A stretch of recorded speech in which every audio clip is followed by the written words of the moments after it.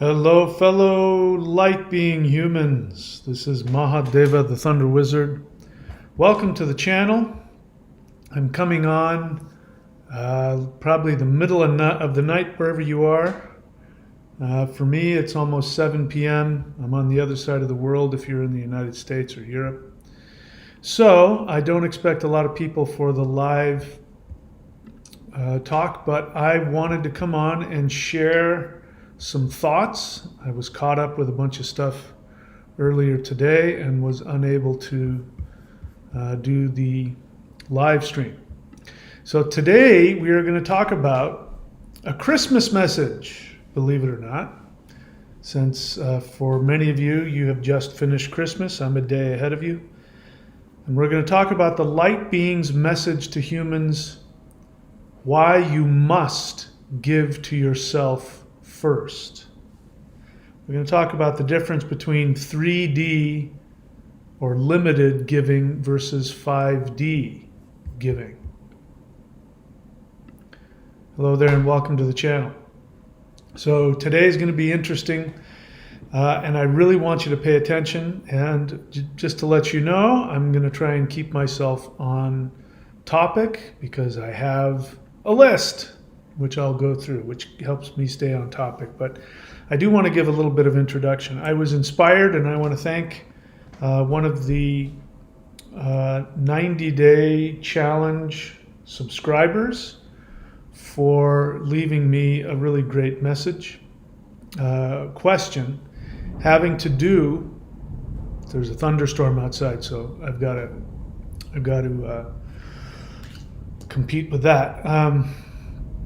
But this person was asking about one of the videos I made, this same subject, about why you must give to yourself before anybody else, and why giving to yourself is so important, and the difference between giving to yourself and actually being a doormat, which is actually very selfish. So when I just talk about this, I just want you, with all of my videos, what I'd like for you to do is to be a critical thinker. A critical thinker is somebody who listens to their emotional reactions. And so, somebody who's not a critical thinker immediately judges the message that they receive based on their instinctual emotional reaction. That's not critical thinking. A critical thinker knows that it is impossible to hear anything anybody has to say without having an emotional reaction. And so a critical thinker always stops and listens to their own emotional reactions and wonders, am I attached to an emotion that is perhaps going to put me in a position where I accept some false information because it appeals to me on an emotional level? Or am I going to reject some possible truth because I have a negative emotional reaction? So bear in mind, when anybody comes to you and says, thus and such is the truth, which is what I'm doing, I'm giving you an assumption.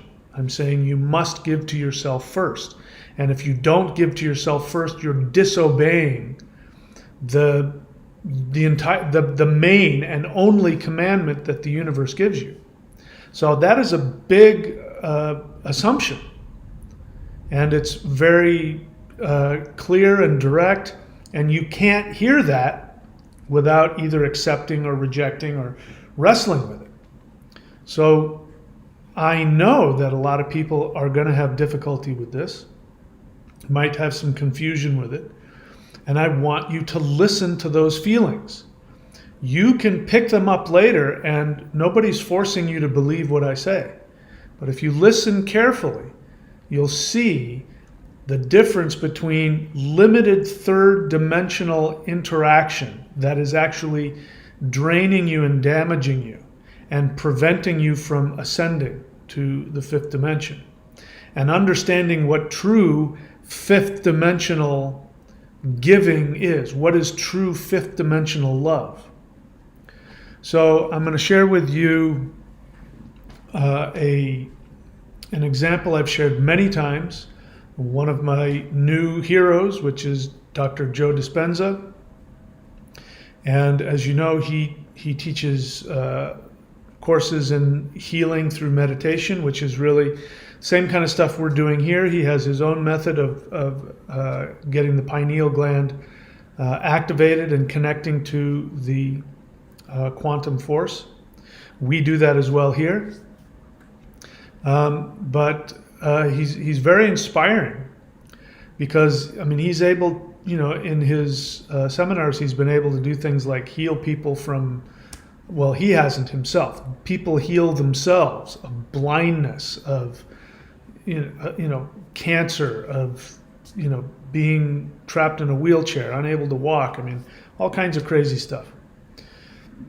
That's for another video, which I will be talking about in the next few days. I'm going to be talking about how to heal yourself from anything with the quantum field. But today we're going to be talking about why you must give to yourself. So I'm going to share this example, and then we'll go into the list that I've made up. So in his seminar, he started to notice that there were these light beings that were lining themselves around the wall of, you know, the auditorium or wherever they were. And he could see that there were these big, tall light beings, like angels, surrounding them. And he was wondering if he was, I don't know if he said this, but the feeling I got is that he was kind of wondering what the heck was going on. And then other people started to notice it. So he reached out to these beings and he said, "Why don't you join us?" And they said, "We can't. Because if we lower ourselves to your frequency, we will be damaging ourselves." And here's what was most important. And they said, "We love ourselves too much to do damage to ourselves. But if you meet us halfway, if you raise your frequency up to meet us, we will meet you in the middle." So the important thing was that these beings, these light beings, these angels, were unwilling. It was a rule. They were unwilling to do anything that they would knowingly damage themselves by doing. And so you could say, well, they were being selfish. They weren't giving. These people were there to heal, and they're these light beings, and they have the power to heal, and their first priority is their own well-being. They're going to let other people suffer. This flies in the face of the Christian message. There's a reason why I'm giving this message today. As you know, I've written a book exposing what I believe is the incredibly destructive force of Abrahamic monotheism. And that book, which you can get at michaelwilliamdenny.com or on Amazon, Kindle, or Audible, is called "Odin Says Jesus Was a Coward." And if you hear that, and if you have a strong emotional attachment to Jesus and you have a hard time hearing that, I don't blame you. I myself was a Christian minister. I was the guy who preached on the street. I was the guy who went to other countries and preached the gospel. I was an exorcist. You won't find anybody who was more devout to the Christian religion than I was. And to be in the place that I'm at, there must have been a reason for it. So I'm here to tell you that the Christian message, which is that Jesus sacrificed himself, he gave his life for your salvation, is completely antithetical to the true spiritual message of the universe, which is you must give to yourself first. And like those angel beings, they would not, under any circumstances, they would not give themselves away, which is, you know, what Jesus did. They would not sacrifice their own health, their own happiness for somebody else. So I got it wasn't really a question. By the way, when you guys interact with me, the best way to learn is by asking a question. What this person did, and anyway, I already responded to this person, and I'm very grateful to this person, so don't take this as a personal attack. I'm not going to quote you or mention your name. I know you're here to learn, and we all have things to learn. But this person didn't ask a question. This person gave out a statement having to do with giving and said there needs to be a balance. I mean, you know, I give and then you give, and I take and then you take, and if we don't do that, it's out of balance. And so again, that wasn't a question, it was just a statement. And it's not true. And the reason that we believe this, because that's a very common understanding. Again, that's why the Jesus message was so easily lapped up by the world when it was, you know, given to the world through the Romans. When the Romans started really pushing this Jesus message, it was lapped up by everybody. And the reason for it is because we live in a third dimension where it feels as if there's this kind of give and take. That I have to give, then you have to give. If I give, then you owe me. And if I'm a good person, I sacrifice and give myself away to you. Hence, we have, Mother Teresa. You may not know who that is. I think she's passed away, but you know, people used to say, "Who do you think you are, Mother Teresa?" Because she was known for sacrificing her life as this Catholic nun, giving herself away to feed and the hungry, etc., etc. But if you look deep, at least what I've heard, you find out she was extremely unhappy, she was depressed, and she was actually quite cruel. So what ends up happening in the third dimension, you have something which a phrase I've just coined just before making this video, which is called, you have the miser or the martyr syndrome.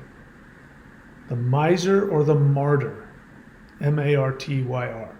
Miser or a martyr. Now these sound like opposites. The miser takes and takes and takes and takes and doesn't give anything.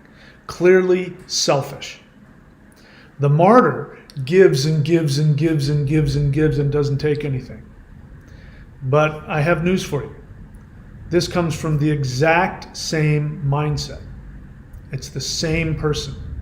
What's underneath this miser or martyr mindset is the incorrect third dimensional assumption that you are not being taken care of, that the universe is not here for you, and that you have to earn. Just like in the Abrahamic religion, you have to earn your salvation by accepting Jesus. Or before the Jesus invention, you had to earn your salvation by being perfect, following the law perfectly. And it's the same thing. So it doesn't matter when we look at the Jesus tradition, it doesn't matter that Jesus sacrificed himself for you, because he's still following that inaccurate understanding, which is you can't get the universe's love unless you earn it by being perfect. And so the Christian religion, it talks down to you, condescends to you by saying, you're born in sin, you didn't have anything to do with that, that's just the way it is because Adam and Eve happened to eat a pomegranate. By the way, it wasn't an apple, it was a pomegranate. They happened to eat a pomegranate when they weren't supposed to, because if they ate the pomegranate, they would become awakened, and God the Father didn't want that, so he told them, don't eat of the fruit, but he put it right there in front of them to tempt them. It's not, the devil didn't tempt them. Jehovah tempted them. The serpent just said, why did he do this to you guys? Why does he not want you to be awakened? I'm just asking.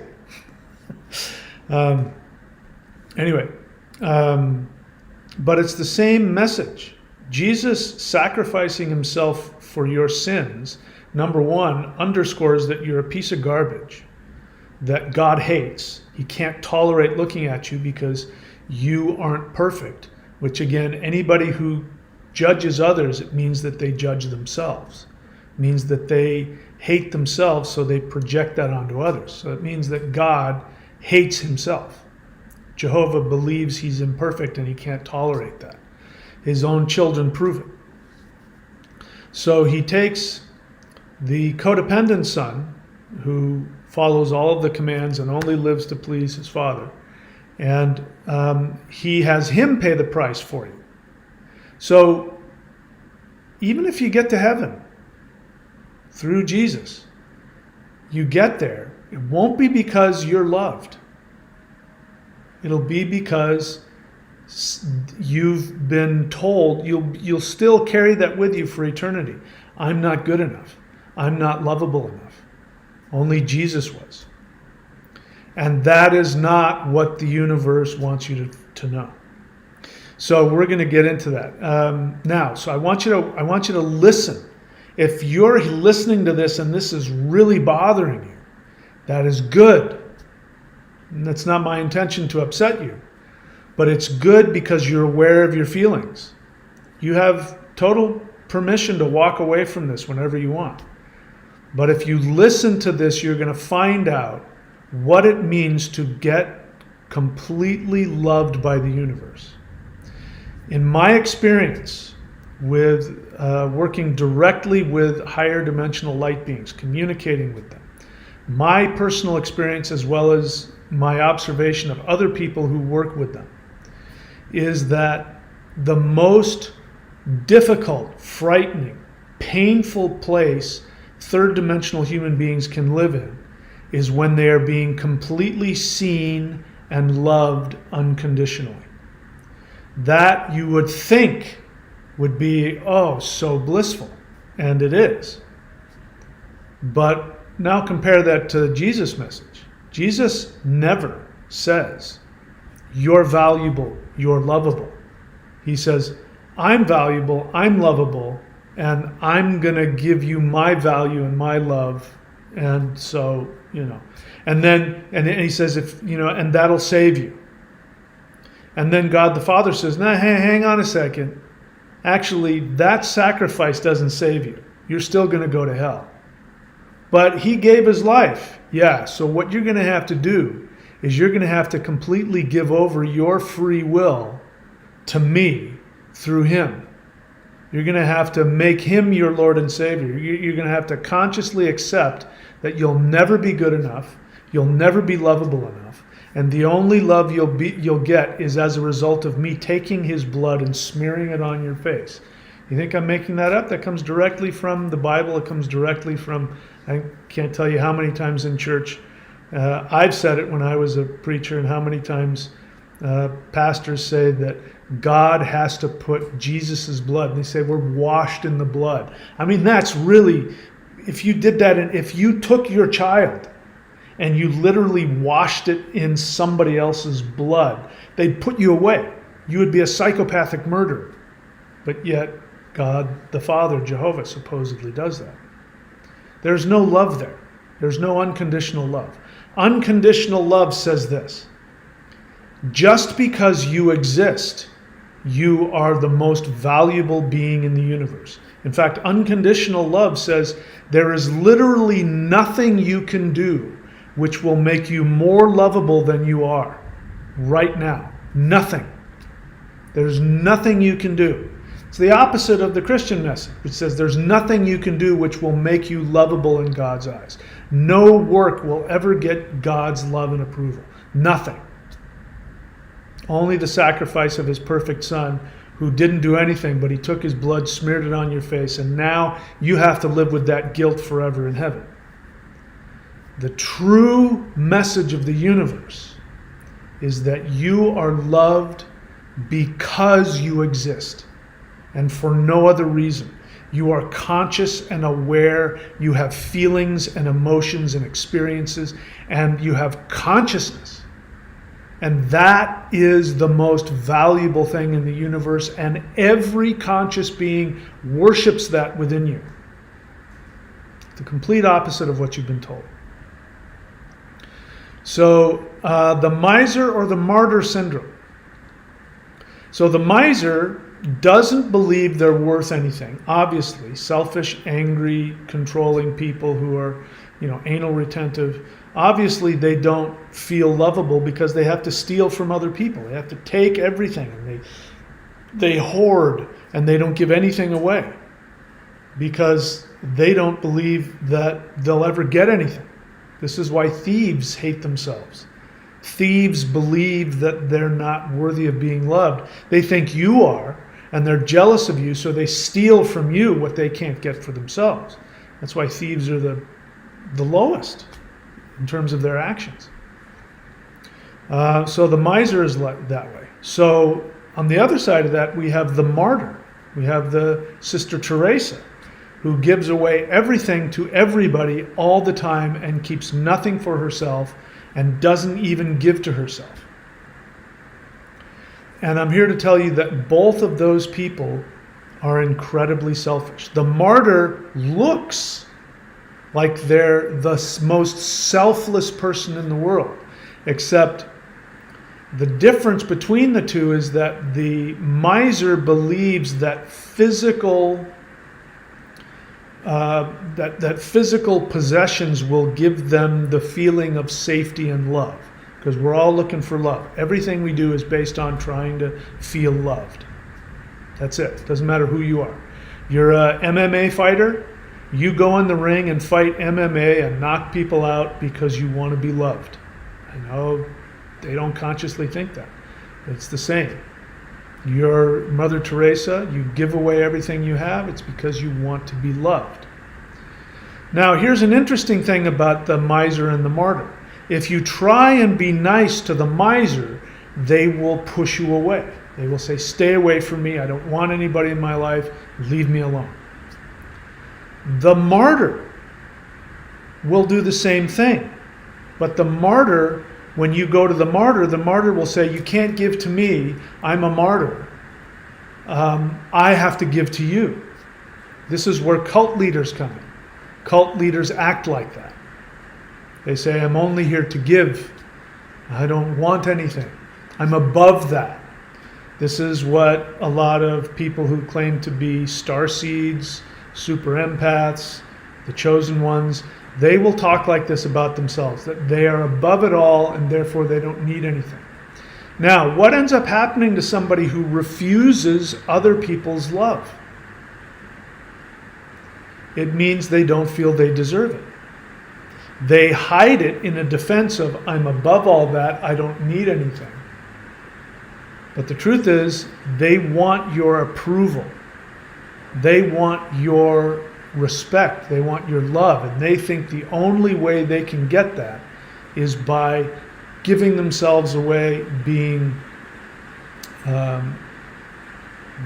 doormats. I hope you can still hear me. The rain's starting to get louder, so if you can't hear me, let me know. All right, so interesting scenario from my personal life. I've had a few love relationships in my life, and I'm thinking of two. One was my marriage, which obviously didn't go well because I'm not married to her anymore. I was with her for 10 years, married for almost half of that time. And she did not like Christmas. She did not like giving gifts. In fact, she made it a rule that we couldn't give each other gifts. I think I kind of bent that and we gave cards to each other. Maybe, I can't remember if I talked her into just one gift or something. But she just wouldn't do it. Now, that was traumatic for me because I love getting gifts. I mean, I love, irony. I've been alone so much of my life, I don't have a lot of that. But I mean, if I'm with people and family and friends, I love getting gifts. I used to love Christmas as a kid. It was one of the most, as a little kid, it was one of the most beautiful times. I loved opening presents. I loved it. And I loved giving presents. I mean, I would go and I would buy everybody, I would go out of my way. It was a really big deal for me. So to have my wife tell me that she didn't want to do that number one, she wasn't going to get me any gifts. And number two, she didn't want me to give her any gifts, was very painful and sad for me. And I had another relationship. This one was very beautiful relationship, but the same scenario. She didn't want to do any gifts. She didn't want to give it any gifts or get any gifts. Now, it's taken me a while to figure out what was really going on. They would say, it's too much, it makes me feel too anxious, it's too big of a deal, and I'm afraid I'm going to get the wrong thing, and I don't want you to have to get me anything. But what it really boiled down to is that they didn't want to be loved. That having somebody give you a gift means nothing in return. So when somebody gives you a gift, it means that they're giving you love. It's an unconditional, here, you have value. The thing about gifts is, I gave away a surfboard not too long ago. It was one of my favorite surfboards. I just wasn't able to surf it anymore. But it was in great condition, and I had it specially made for me. And anyway, getting older, things have changed. My requirements have changed. And I gave it away to somebody, and he wanted to pay me. And I said, no, I just want to make sure it goes to somebody who would appreciate it and enjoy it. And for weeks, he would kept coming and telling me, I haven't surfed your board yet. And, I didn't respond, and I've since given up. I've kind of gotten the feeling that hasn't surfed it, and he probably won't. But I don't care. I didn't give it to him to get anything back. In fact, if I had given it to him and found out that he had sold it to somebody else, I would have said, oh, good. I'm glad that he got some money for it and gave it to somebody else. I wouldn't have been upset. I didn't have any strings attached to that gift. A gift is completely, totally free without any strings attached. So what it means is that these two women couldn't tolerate being given to unconditionally. It made them feel like they owed me something, and they couldn't tolerate that feeling. And that feeling of feeling like they owed me something came from their inability to love themselves, at least in that scenario, and allow themselves to be loved. This, by the way, is the one reason people will reject the 5D ascension when it comes. Only one reason. It's because they can't tolerate the experience of being unconditionally loved.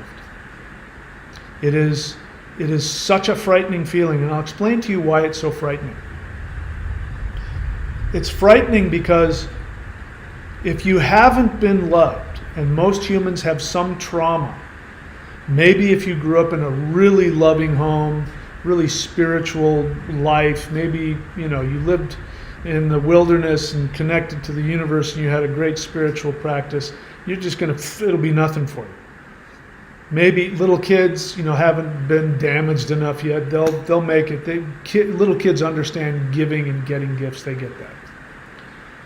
But for many human beings on this planet, they've been traumatized. They've been rejected.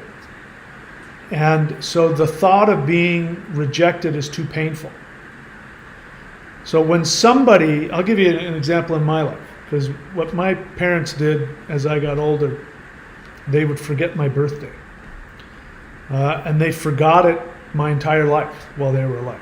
Completely forget my birthday. And so, if I was a little kid, my mom would sheepishly come at me 2 or 3 days later. I'd get a phone call maybe a week later. Sheepishly, my dad or my mom would force my dad to call me, which was some weird, unconscious kind of abusive thing. And tell me, I forgot your birthday. And so it became very painful for me to the point where when I was a young adult, I would dissociate. When my birthday would come around, I would forget, because I couldn't tolerate the thought of being rejected. And came and said, Mike, we need to show you something. And I walked in, and there was this birthday cake with candles on it. And I couldn't handle it. I started breaking down and crying, and I had to turn around and leave. I couldn't handle it. So I know from a personal experience what it's like to be loved and why it's so painful, because if you allow yourself to be loved when all you know is rejection, it'll feel as though you're so vulnerable that you're about to die. In case you didn't know, this is what drives serial killers. You think it's because they're violent. It's not because they're violent. In fact, Jeffrey Dahmer, if you know anything about him, study Jeffrey Dahmer. He would end his victims' lives because he liked being with them, and they would say things like, wow, I gotta go to work tomorrow. And he couldn't tolerate the thought of them leaving him. And that's why he kept all of their, skulls and things like that in his. And that it's not because they're filled with hate, although that's a defense mechanism. It's because they're so filled with a desire to be loved. It is so overwhelming that the fear of, once you feel any love and it really hits you, it makes you so frightened of being abandoned that you can't tolerate it. And that's why people will walk away from the fifth dimensional ascension. It's the fear of completely surrendering and being completely available and vulnerable to higher dimensional love. Why do you think, this is one thing that's been very, very confusing and frustrating for me. As you know, I didn't believe in extraterrestrials and ETs and any of that up until June of 2022, when I had my first experience, because I did CE5. I consciously reached out to connect with ETs, and I had extreme success. I forgot where I was going, but I didn't believe in that. I didn't believe that they existed. And I found out very quickly that these beings are from a higher dimension where love is even more concentrated. Where in fact the norm there, unlike here, is unconditional, complete, total love. Whereas the norm here is to be isolated and separated, and there's pain and torture, and we do love each other, but it's usually contractual. I give to you if you give back to me. They don't have that. They just give unconditionally, and it doesn't cost them anything. So with the martyr is giving, but there's a string attached to it. They give and they give and they give and they give and they give because they want you to approve of them. They get their value by thinking that you think they're above it all, and that they're selfless, and that they're loving, and that they're spiritual. That is selfish. They have a string attached. They give in order to get. And if you've noticed with martyrs, all of them, you know any martyrs in your life? Are you a martyr? Are you a so-called giver? What you'll find out with these kinds of givers is that they give and they give and they give until they break. And when they break, they explode. They explode with rage. And you think everything is fine until one day they come at you and you didn't know what the hell has been going on, and you find out they're saying, I've been giving to you, I give and I give and I give, and I don't get anything back. I don't ask for much. I'm always giving to other people. Nobody gives back to me. And you're like, where the hell is this coming from? That's because the martyr gives with a string attached. If you're one of those people, when you say, I just became just so drained I was in this relationship and I gave and I gave and I gave and I was just so drained.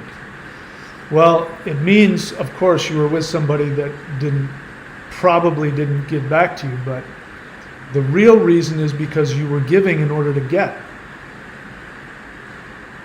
You were giving in order to get, and it never works. So let's take a look at why all beings, even the gods, must obey the one commandment. So my book, if you go to michaelwilliamdenny.com, I have a book which is called the Shamanic Secret Commandment to a Perfect Life. And that is the most important book I have. It's a booklet. It's tiny. You can read it in one sitting. But if you can absorb it and live it, it's a whole other deal. And the one commandment says that the universe requires only one thing from you. Now, if you don't know what the book is, I want you to sit and think about what you think that is. Give yourself a couple of seconds. What do you think that one thing is? You're probably going to be wrong.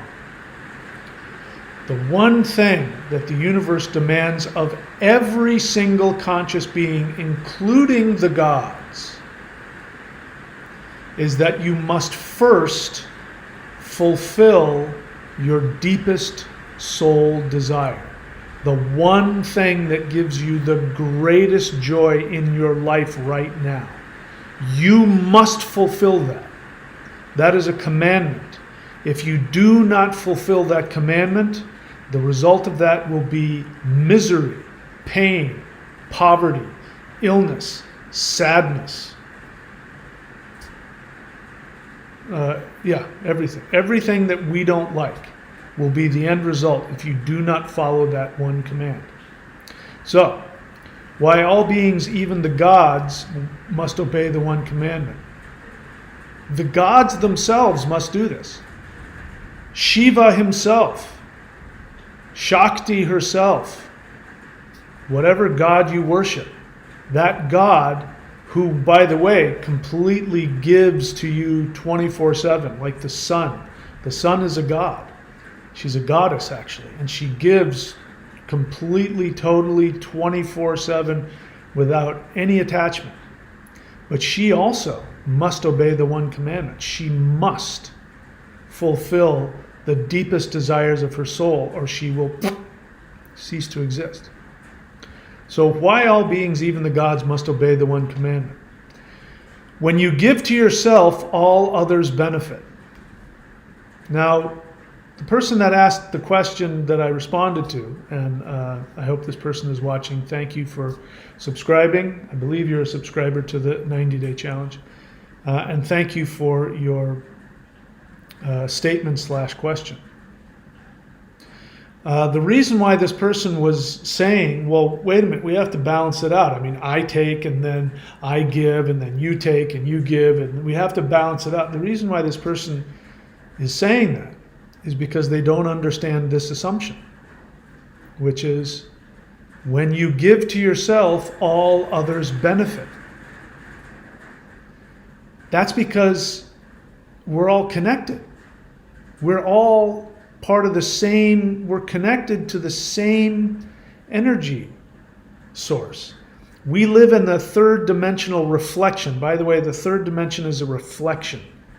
We're just, it's like looking at in a mirror. It's not, there's nothing tangible there. And in that reflection, we don't see the connection. We just see these individual beings walking around, but that's an illusion. If we were to see it with higher dimensional eyes, we would see that all of these conscious beings are in fact connected. I made a video about this, about what is the light at the end of the tunnel. It is all of the souls interconnected.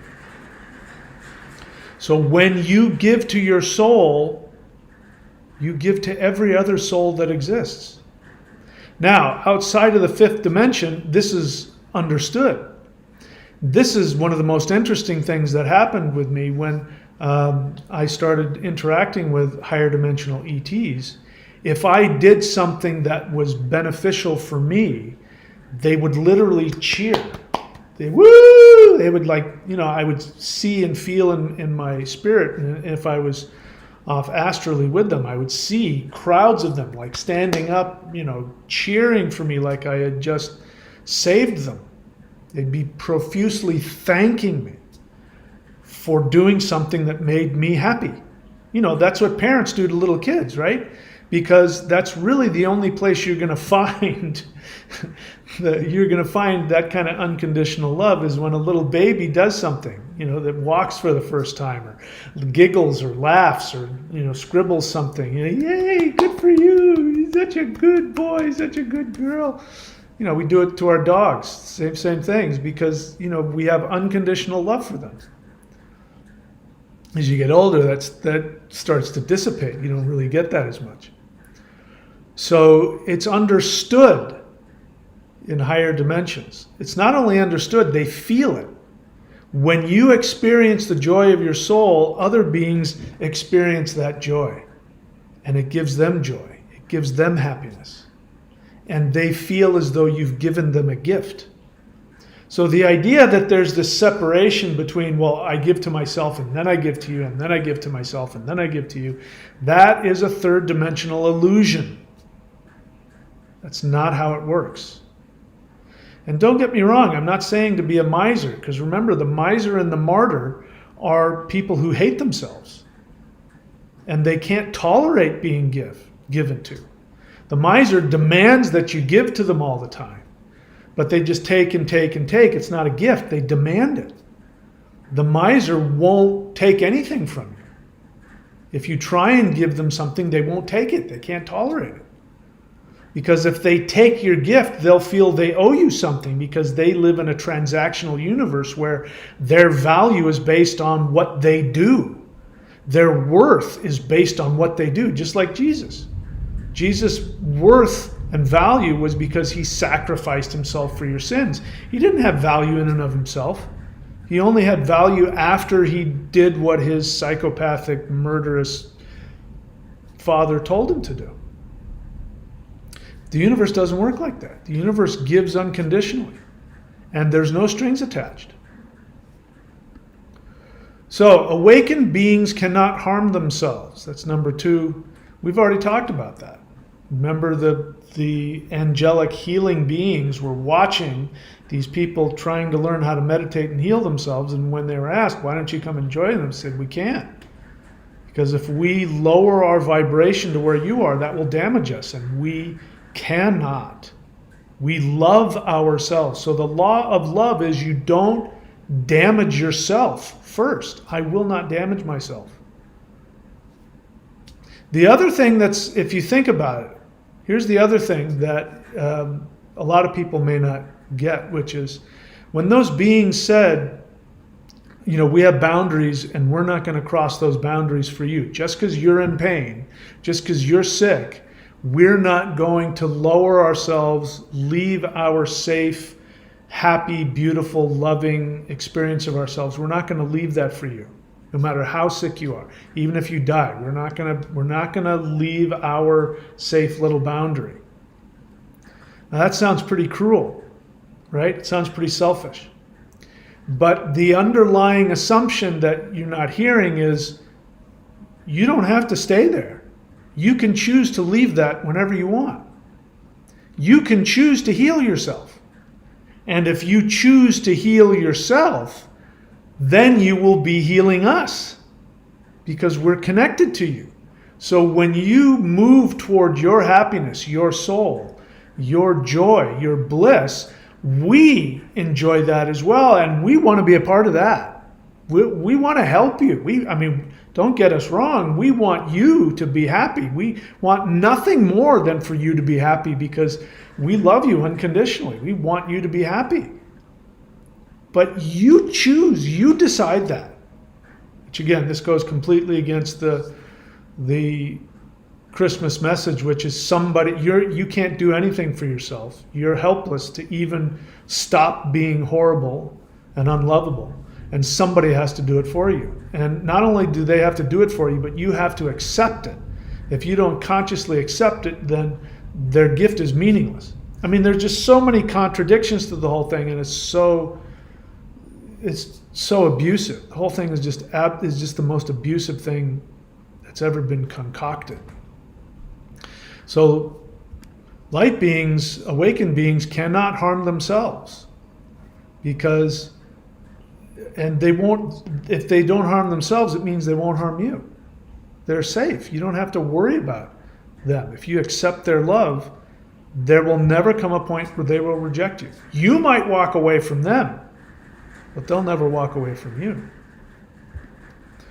Number 3, awakened beings never require gifts. Jehovah requires that you worship him. Even Jesus requires that you worship him. You don't believe me? It's written in the New Testament. I think it's in Revelation. I can't remember. I think it's in Revelation. And many people will come to him in that day, the day of judgment. Remember, there's no judgment either in the 5th dimension. Only you judge yourself. Nobody else judges you. The moment that you seek your own soul, any negativity is forgotten because you're no longer living in it. You're living in a different frequency. So whatever was in a lower frequency is forgotten. There's no judgment, there's no punishment. Unless you choose to punish yourself. Unless you choose to reincarnate so you can learn whatever lesson you want to learn for your own soul's wisdom. But awakened beings never require gifts. It means that no matter how much love they give, they're never drained because they enjoy it. They give because it makes them happy. It makes them happy to give, and the other thing is, when you're in a higher dimension, you're constantly connected to the infinite flow of energy and love that is all consciousness. So there's no like, I only have so much love to give like we do here. In the 3rd dimension, there's definitely contractual, definitely. You can't have relationships if it's not contractual. If you're not giving and getting, if you don't have somebody that's willing to sacrifice for you while you sacrifice for them, it won't work on the 3rd dimensional level. But we accept that and we understand that. But in higher dimensions, it's not necessary. They never require gifts because there's so much love continuously coming to them, you literally can't take anything from them. No matter how much of the love that you take from them, it will never diminish them, it will never drain them. They'll never be like, oh my God, you again? Never. And so whenever they give love, more love comes to them. It's completely unconditional, which means you don't have to take it. If you refuse it, they'll feel bad for you, but they won't be personally hurt. They're like, when you're ready, I'm here. Just let me know. Now, we can't do that. It's very difficult to do that in the 3rd dimension. In fact, I wouldn't even recommend it most of the time. All beings must fulfill their soul desire. We've already talked about that. What affects you affects all other beings. We already talked about that as well. That's what is not understood by people who believe, well, I have to give and then you have to give and then I have to give. No, I mean, if I give to myself, that affects everybody. I say many times, I try to remember to say it all the time, but I know I forget. But when I end my videos, I always say, thank you. If you're doing any of these practices, in fact, the way that you can give back to me the most doesn't mean that I don't need money to pay the bills. Trust me, I do. But the way to give back to me the most is to do the practices that I give, even the free stuff. Do something every day. Follow your own soul desire. Make yourself happy. Do these practices. When you do these practices, you give back to me. Why? Because just because you're a conscious being and you make yourself more evolved and more happy, I'm going to benefit from that. It's just the way it works. So why do you think I come on here every day? I mean, it's actually kind of annoying, to be honest with you. It's annoying that I have to make a living. It's annoying that I have to pay bills. It's annoying that I have to do that. Now, don't get me wrong, there's value in me having just the elite practices here on the 90-day challenge and the 923. It's valuable for me to have those and have people sacrifice and give to that and invest in that. They benefit from that. So there's a spiritual practice and a spiritual understanding of the law of energy. You have to give in order to get. But that doesn't mean that if it were up to me, I would be in fifth dimension and there wouldn't be any of it. Here it is, enjoy. It's kind of annoying. What affects all others affects you. Now, this is something that human beings don't truly understand either. This is what I was just saying. If you do these practices and you empower yourself, that's going to affect me positively. Selfish people don't get that. Selfish people don't understand that what happens to you happens to them. That's why people get jealous of other people. That person is successful, that person has love, that person has health, I don't have that, that person, and there's this weird feeling that they're somehow stealing from you. There's only so much good things in the world, like fame, but that's just not how it works. I mean, if you are truly, truly connected, everybody else's success is your success. This is why the light beings, when you accomplish anything, they all just explode. They get to their feet and they clap and they thank you profusely for giving to yourself, because it affects them. All consciousness is connected. We've already talked about that. Conscious love gives for joy. So there's no such thing as being unselfish. How does that hit you when I say that? There's no such thing as being unselfish. Wait, is that what I meant to say? There's no such thing as being truly... Anyway, I got lost in my own words here. The point I'm trying to make is that it's... Let me look. I got lost in my own thinking here. Conscious love gives for joy. So when any truly conscious being, awakened being, when they give, it gives them joy. It gives them joy just to know you're benefiting. They're not going to be out anything. In fact, if they have to work really hard and sacrifice and build and invest in something, they're going to give that gift to you with the understanding that it's going to make you happy. And that's all that matters to them, is that it made you happy. One of the things that you can do, which is going to sound ironic, but one of the things that you can do to learn how to evolve and love yourself is to give to other people unconditionally without them knowing that you're giving to them. And so in fact, the rule is they can't know. So you give them something knowing that it's something that they're going to like. And the fact that they don't know you're giving it to them means that you have to really make sure that's something they want. Now, what people do when they give gifts is you have to like the gift. Somebody gives you something you don't want, you have to pretend to like it. And, we have to do that. You can't say, oh, I don't want that. Because lots of times people give for all kinds of weird reasons, and they give gifts to make themselves look good, and all kinds of stuff like that. But and then there's that whole weird thing people take and return their gifts. If I give a gift to somebody, the act of giving is what's done. What they do with it after that, I don't care. They turn around and sell it, I don't care. They bear it in their yard, I don't care. I've given it to them. The love has been expressed. And, I'm doing my best to make sure it's something that they truly want. So, true giving has no price. We already talked about that. So, there you go. The true message of this time of year, of giving, is that you must first and foremost, you must focus on your own happiness, your own joy.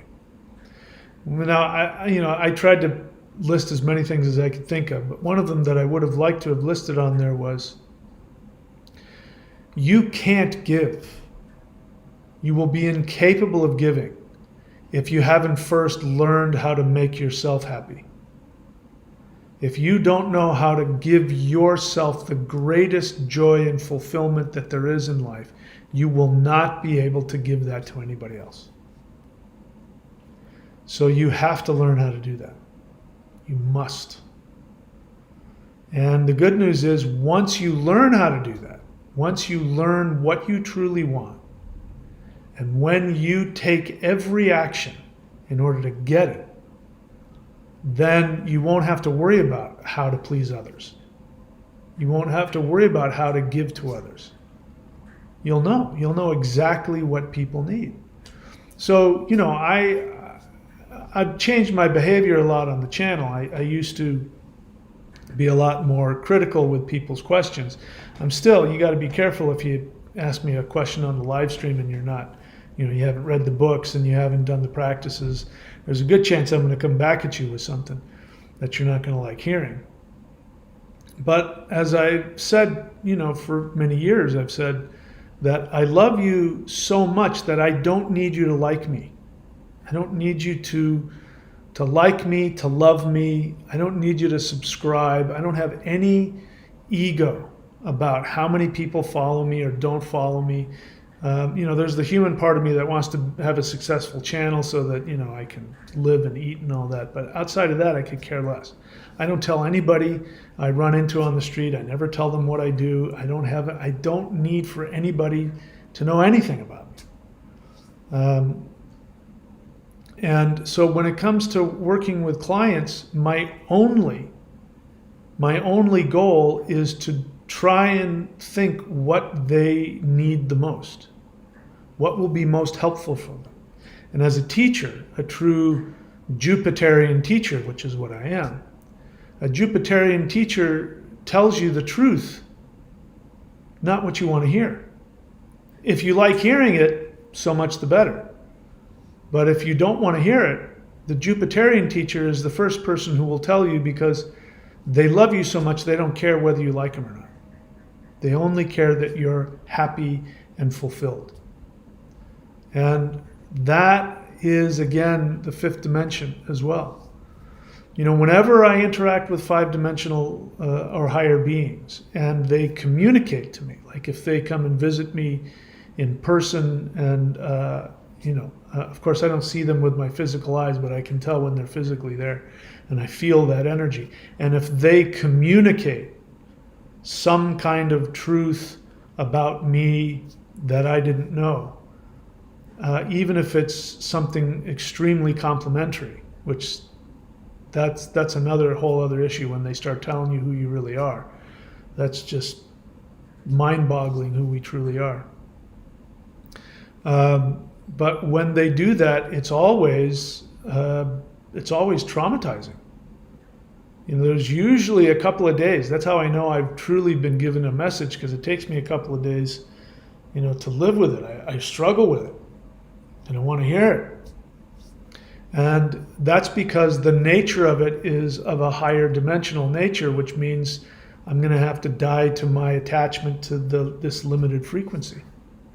So there's a price. I got to pay a price every time I have an interaction with them. And so they're willing to tell me the truth, even though it's a message of love. They're willing to tell me that, even if they know that I might have challenge, might be challenging for me to hear. So anyway, we've gone through a lot. I'll go through them very quickly. Why all beings, even the gods, must obey the one commandment. When you give to yourself, all others benefit. Awakened beings cannot harm themselves. It's against the cosmic rule. Awakened beings never require gifts. All beings must fulfill their soul desire. What affects you affects all other beings. What affects all others affects you. All consciousness is connected. Conscious love gives for joy. True giving has no price. And end result, the final message is you must give to yourself what you want more than anything. Before you give to anybody else, you must give to yourself. And you must give what your soul wants, not what your ego wants. Your ego wants to be accepted and loved. Your soul wants to fulfill itself selfishly with something, some behavior, some action.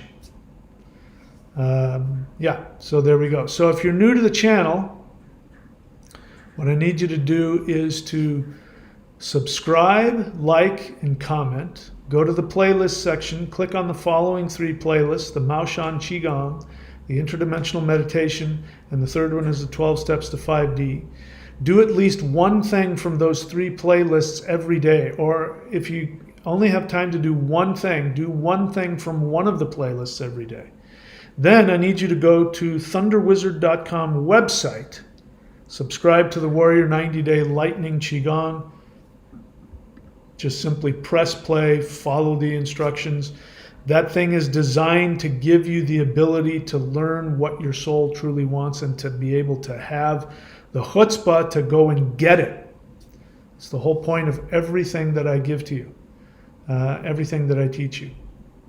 So, Merry Christmas to all. My apologies to those whom I have offended by telling you the truth about the incredibly destructive message of the Jesus story, how giving is not sacrificing yourself and throwing yourself away codependently to please psychopaths or to get other people to worship you or to love you or accept you or like you. True giving means I'm going to give to my soul first. I'm never going to do anything that's harmful to my soul. And then I'm going to continue to live for my soul. Even if you personally don't like it, I'm going to keep doing it because I love you. I love you that much that I'm willing to deal with your rejection if it means that I can love myself and love you. And you're more than welcome to jump on this wagon train and we can love each other and love ourselves together, because that's the best, isn't it? And that's like when you have really good love making, right? You don't have to be thinking about what you're doing to them and what they're doing to you. What you do to them makes them do to you and then do to them. And you're taking care of your own desire first, and it turns out taking care of yourself is what they want you to do also. There's a lesson in that. All right. I don't know if there's any feelings here. If people want to, or thoughts, you can. Again, bear in mind, whenever you do, you run the risk of me giving you honest, true, loving responses. Teja Nanda says, honest feeling, I would die happy. Let me see if I understand this. I would die happy even if I would be a servant for a destructive person for my whole life. I mean, I want to give you the benefit of the doubt, but that sounds incredibly codependent. It sounds destructive. I would die happy even if I would be a servant for a destructive person. I mean, if you, maybe there's a language maybe something's getting lost in translation. You would die happy if you were being helpful to somebody. Well, here's the thing. No people need you to serve them. There's no human being that needs your service. So serving another person, even if they're destructive, if I'm hearing you right, you're saying, I'll serve them and it's for their best benefit, but that'll make me happy, so I'm going to throw myself away for them even though they don't want it. I mean, there's nothing about that really that sounds good to me. And if I'm being honest, it sounds extremely codependent. So we haven't defined codependence in this video, so I'll define it again. Codependence doesn't mean that you're needy. It doesn't mean you're dependent on others. It doesn't mean that you can't tolerate being alone. These are the things people say when they say, I'm not codependent. None of that has anything to do with codependence. The term codependence is not a good word. I wish we had another one, but the definition of codependence is when you get your worth, your value based on what you do for others as opposed to simply existing. So serving a destructive person, if that gives you joy, I can't see that being anything other than codependent. Because if the person is destructive, the kindest thing you can do for a destructive person is to leave them alone. This is, people who've tried to save alcoholics figure this out very quickly. Drug addicts, they figure this out very quickly. The alcoholic is in the gutter, lying in his own puke and his own, excrement. And so, this poor guy, he can't help it, he's addicted. They take him in, they clean him up, they hose him off, they give him some food, they sober him up, and they say, okay, so now that you're sober, you got a full stomach, right? You're going to go off, and there's a guy down the street. He's looking for people to work for him. You can get back on your feet. What do? First thing they do is they go back out and they start drinking again. Not only that, then they come back and they break into your house and steal all your stuff and then hawk it for more alcohol. So the destructive person, you can't help them. There's nothing you can do that will help a destructive person. The destructive person, in fact, will defend their right to destroy themselves. The kindest thing you can do for a destructive person is to leave them alone. Stay the hell away from them. Let them wake up in their puke every morning. They might die. That's the kindest thing you can do for them. Why? Because until they get to the point where they go, oh my God, I can't live like this anymore, I have to change, then they're going to ask for help. Then they're going to go to the Salvation Army. Then they're going to go and do whatever they have to do. They'll do whatever the hell it takes just to not be waking up in their own puke again.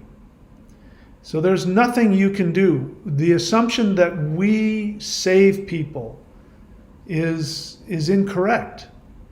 It's this, so somebody who needs to go and save a destructive person is doing so for their own need to feel valuable.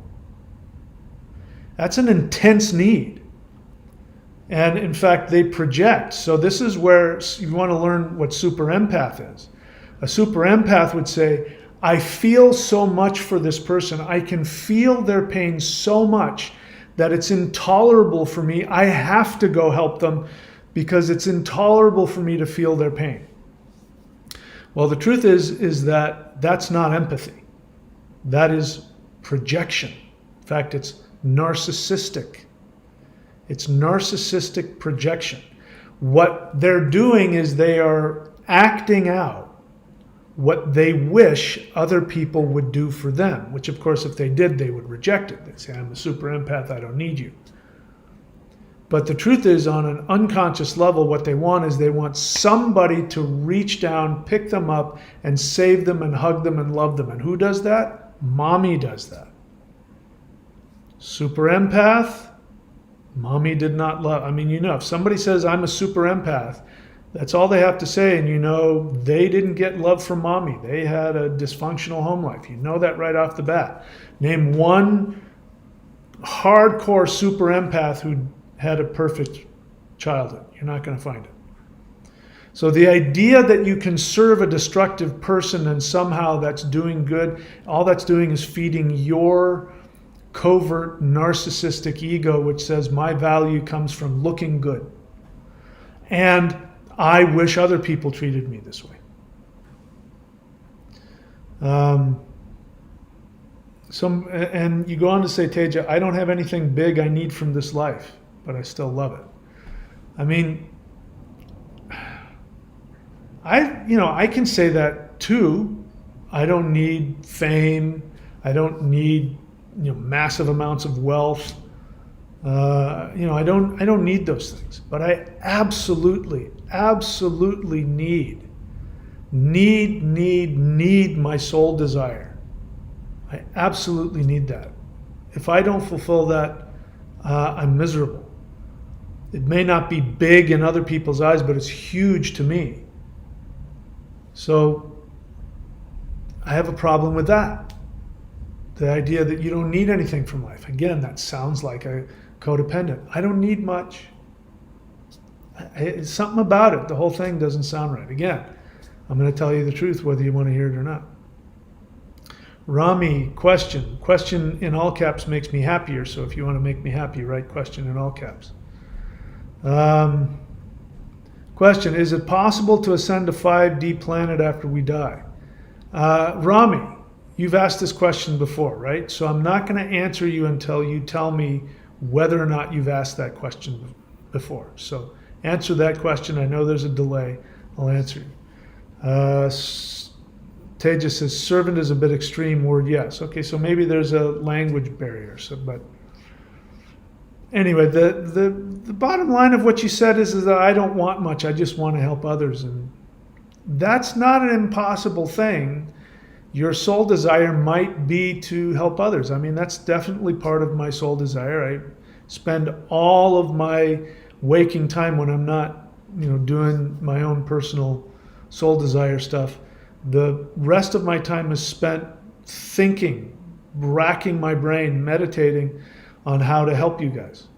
And I go and meditate and expand my consciousness. And one of the main reasons is so I can come back and, teach you and share with you how to do it. In fact, I have a goal for the next week. I'm going to learn how to heal things. I injured myself surfing today, so I want to heal as fast as I can. So I'm going to go and figure out, I'm going to try anyway, I'm going to go try and figure out how to heal myself as quick as possible using all this meditative stuff. Like we're talking instantaneous healing.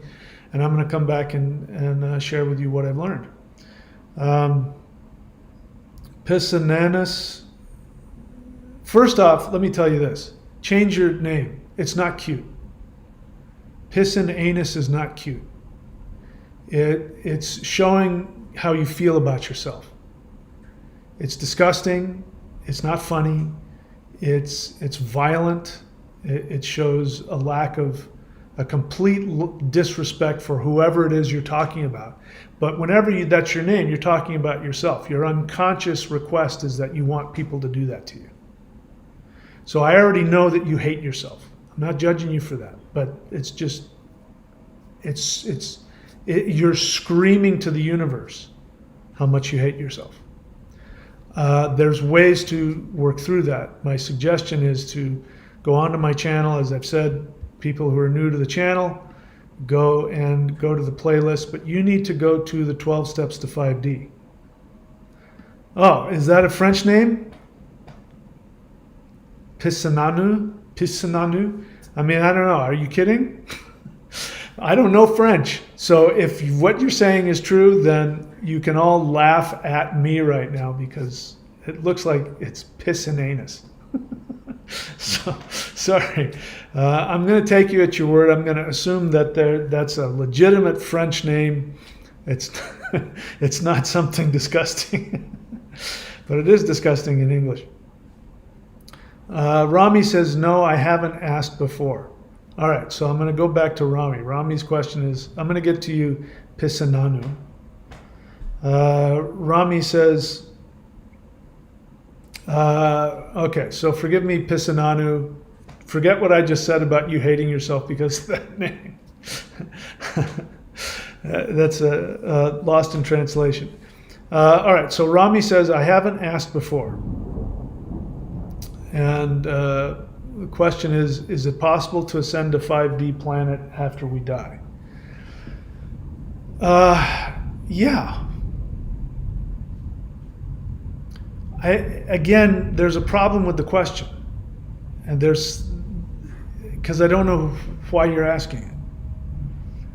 If you're asking it because you want to know if you're going to be able to go to 5D and you're planning on dying, there's all kinds of weird stuff mixed up in that I have problems with.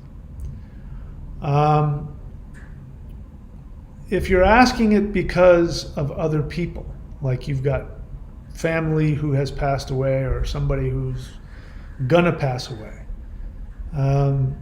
I can understand that question. The answer to the question is the moment everybody dies, once their soul leaves their body, they ascend to 5D.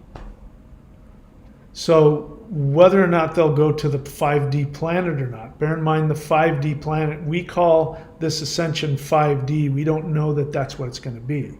That's just what we talk about. Because the truth is, the fifth dimension is so far beyond anything we can possibly understand.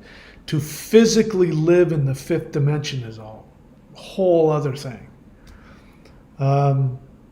We can go there in our in our souls. Our souls can go to 5D, no problem. And if we decide to reincarnate as a physical being in a fifth dimensional world, we can do that also. But you're asking this question, is it possible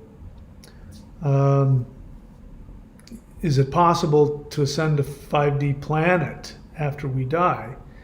That assumes physicality. So I'm not sure it's going to be like that. I mean, in the way I don't know. Let's just be clear. I don't have a definitive understanding of what it's going to be like. I don't. I do know that in the 5D ascension planet, we'll be able to interact with spirits in our conscious mind. We'll be able to interact with souls. We'll be able to interact with light beings, spirits.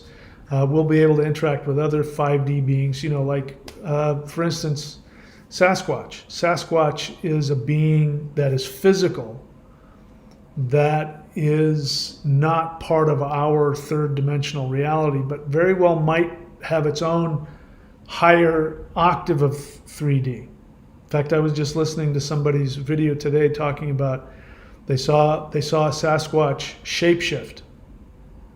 Like the Sasquatch was walking, and then it turned into a wolf, and then it turned into a bear, and then somebody saw it and shined a light on it, and it flipped out, turned back into a Sasquatch, and ran into the bushes. But Sasquatches can show up as beams of light. They have an understanding, and they're not fixed in our 3D. So I'm saying that I believe that the 5D planet is going to be a lot like that. People are going to be able to, we'll be able to interact with things like that. This is why we'll be able to, have a plant that, gives us Skittles, or, that kind of stuff. We can just say, I want this, and we'll be able to change matter into doing that, because it'll be more of a fluid, spiritual world. But the real question is, why are you asking? That's really, you're asking, nobody asks these kinds of questions unless there's an emotional need. And people don't usually ask after death unless they think they're going to die or they're thinking of somebody else. So, anyway.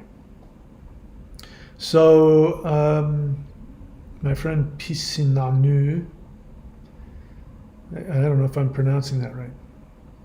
Pisinanu. Anyway, they asked me, how can I fix my disease? So here's what I recommend that you do. I'm going to start making videos like this because I've healed myself of a bunch of different things, and I'm going to have to heal a physical injury that I have at the moment. So I know that this works, but the easiest thing that I can do for you is to suggest that you go and search for who did I say my new hero was? And I forgot the name. So let me tell you how it's done. Go to my playlist and do the guided interdimensional meditations. Doesn't matter which one. At the end of every video, I put up this picture here, and you can do this. I gotta find it. This quantum field meditation. Sorry, that'll be easier to see in a second here. Let me fix that. But that is how you can do it. So you have to learn how to go to 5D, which you can do. Any of us can do this. And you have to learn how to, sorry, just give me a second here. You have to learn how to go to 5D, and you have to learn how to create from the fifth dimension. So at the end, I'll put this up there and you can look at this. But for now, what I want to tell you is that the way that you heal yourself is to do what I'm talking about in this video. In this video, you must determine what it is your soul truly wants. Many people don't know. They think lots of times they know what they want. Like for instance, people who, get into making vision boards and things like that. If you see somebody who makes a vision board and they have like a $1 million bill on it, I can tell right off the bat they don't know what their soul wants. Because the soul doesn't need money. You may need resources. Like for instance, for me to live the life that I want, right now I'm living in beautiful Australian rainforest in a small beach town. It's not super crowded. People are really nice. The water's warm all year. There's waves. There's always waves to surf. Sometimes the waves are amazing. It's beautiful. There's nature out the wazoo. And I want to spend all my spare time surfing. And whatever I do for a living is something that I would do anyway. That's exactly how I live. So I know exactly what my soul desire is, and I go after it. I don't think about, making billions of dollars or having, all that stuff, because it doesn't mean anything. So a lot of people, when I ask them, what is your soul desire, they will come up with something that they think they want, but it's always about looking good, or it's about meeting their fear that they're not going to get their needs met. So a soul desire doesn't take any of that into consideration. A soul desire is just a desire that you have. How you get there, you don't worry about it. This is another big thing that happens. People will say, oh, well, I can't do that, because I'll help them figure out what their soul desire is. And they'll say, oh, I can't do that because, I don't have the money. And I said, who told you that you needed to have money to do this? Well, it's going to cost this much to do this, and it's going to cut. And I say, yeah, but the universe, you didn't hear what I said, which is that your soul is God. And if you give your soul what it wants, the universe has to give God everything, right? Well, yeah. So once you decide and figure out what it is that you truly want from a soul desire, the universe has to give you everything you need. So you need $1 million, it'll come to you. And you have to act towards it. You can't wait around. You can't say, I'm going to wait for my $1 million, because the universe is going, hang on, I got the check here and I'm ready to write it, but I have to see you go and take action. I need you to buy the things that you need or start working towards that. This is why when people say, I can't afford subscribing to the 90-day challenge, I already know you don't know what your soul wants, and you don't know how that works, because, the measly amount of money that I charge for the monthly subscription that you can unsubscribe at any time. If you really can't afford that, it means you don't understand how the universe works, and you don't know how to give yourself what you want. Because if I can't afford something, I go after it anyway, and the universe always ends up giving me the money for it, every time. It's just how it works.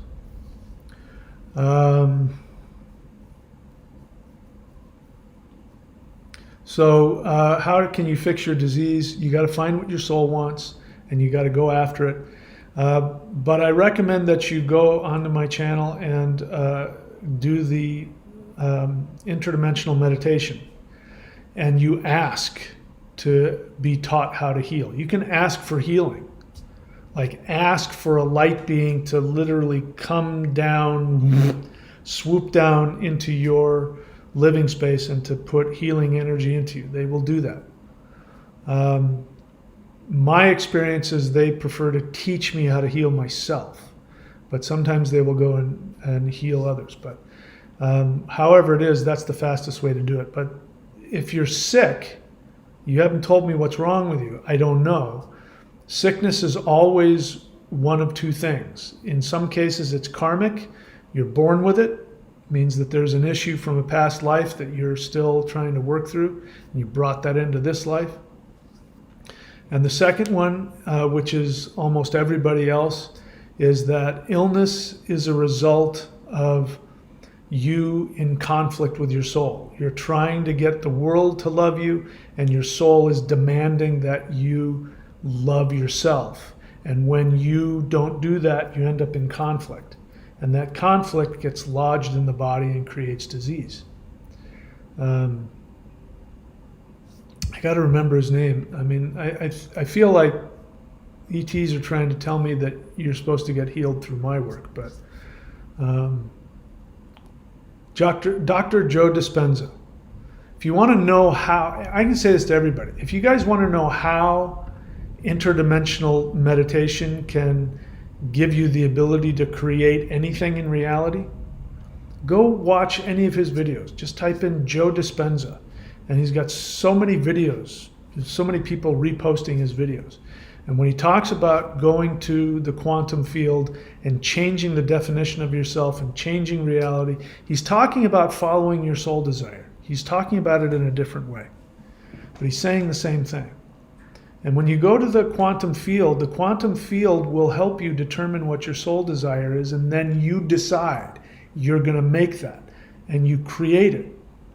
And what ends up happening is that sometimes it's immediate, sometimes it takes a couple of days, sometimes it takes months, but you will create a reality that you will eventually walk into.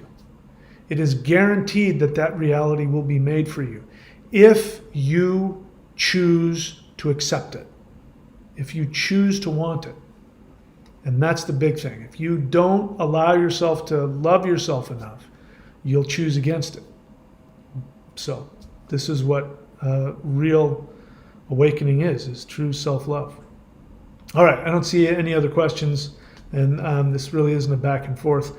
So I'm just going to leave it there. So if you're new to the channel, again, subscribe, like, and the thing that I really have spent a lot of time creating that has been completely transforming people's lives. I don't have time to go into it now, but people who do this get back to me, and they tell me absolutely unbelievable things.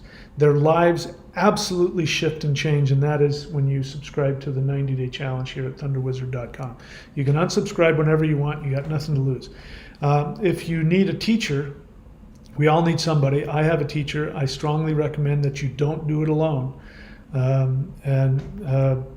Pisananu, my friend, who I gave such a hard time to, you might benefit from this as well. Go to thunderwizard.com and subscribe to the apprenticeship, one of the apprenticeship options. That way you can work with me one-on-one. We can't do this thing alone. We can't use our brain to overcome our brain. We can't use our bad thinking to outthink our bad thinking. We have to have somebody else to mirror that back to us. And the only person that can really do that is a teacher, a guide, a coach, a mentor. Everybody needs one. My books you can get at michaelwilliamdenny.com. And if you want the most elite practices, along with every single video package that I've ever taught, you can go here to 923.thunderwizard.com, and it's like a $5,000 value or something like that, and I give it away for almost nothing. And if you want to ask me a question and you want me to make a video about your question, go here to askmike.thunderwizard.com, and I'll be happy to make a video of you. And if you do this, it's helpful to others, because if you have the question, other people have it.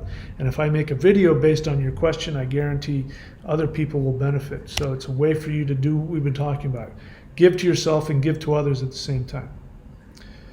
All right.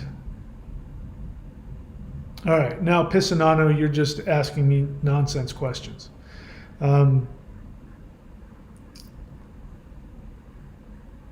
Yeah, I'm this close to blocking you. I thought you were serious.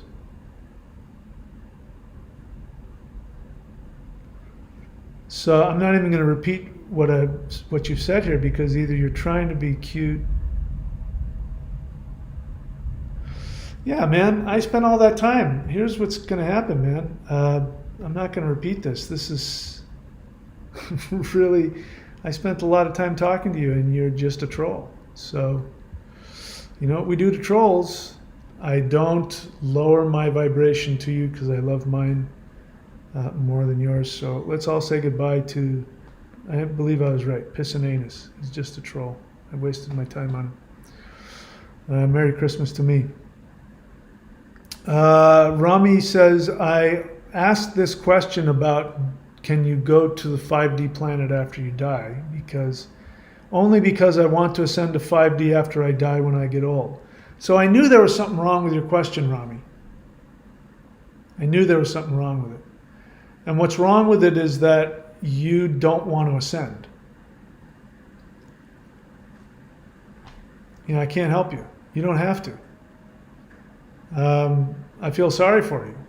I feel sorry for you. There's a self-hatred in there or something. There's a fear in there, you know, fear of being alone, fear of something. But, you know, wanting to stay in this 3D garbage, knowing that there's a 5D and you don't want to go there, but you're going to try and finagle things so that it'll be okay because when I die, I'll go there. And I don't know that that's how it happens. You'll go somewhere when you die. You'll leave and you'll go to higher dimensions and you'll go somewhere. Maybe you'll incarnate on 5D, but the whole point of the 5D, the whole point of the 5D planet is that it's where we're meant to go. It's where we are going to be happier and, you know, closer to our own soul. And this 3D world, I mean, just to let you know, you haven't been listening to what I've been saying. This 3D world isn't going to survive. When the split comes, this 3D world is going away. And when this 3D world goes away, those who don't want to go, and you don't have to go, you're going to go down. You're going to go down a notch. You're going to go down a notch to a much less pleasant 3D world. So your question saddens me, and I knew there was something about it. And I do feel like you've asked this before. But, you know, you wanting to stay in this 3D and wanting to stay where you are. Remember what I've said before. Maybe I'm wrong, but what I've said before is that people who try to stay where they are, they're going to slip back down. They're going to go down into a much worse place. There's only two places to go. We're either going to evolve up or you're going to slip back down. And, you know, I don't have you to talk to, but I know if I was sitting here talking to you, and if I was asking you questions, I know we would find out that your reason for not wanting to go to 5D and wanting to stay here and die and then go to 5D is all about codependence. It's all about wanting to be accepted by others, feeling the need to be with others, the fear of letting go of 3D, all of the things that aren't working for you, and all of the things that this channel is not about. So you're in real conflict with yourself, because what are you doing here? Why are you on this channel if what you want to do is die in this world and refuse to go to a happy place? Yeah, it's anyway, it's sad for me to hear that, but you know, you're at where you're at. I hope that doesn't hurt your feelings.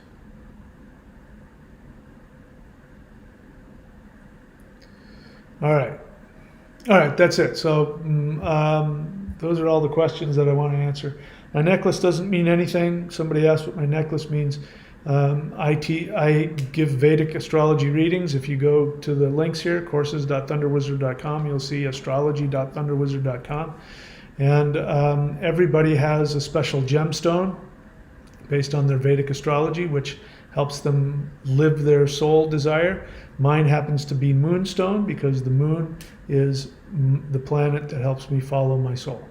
You have yours. If you want to know what that is, go to astrology.thunderwizard.com, get a reading, and you can find out exactly what necklace you need to wear. Okay, that's it. My apologies for spending time on that troll. That troll really wasted my time there. Somebody really got a kick out of making me look like an idiot. But I'll survive. Thank you. Oh my God.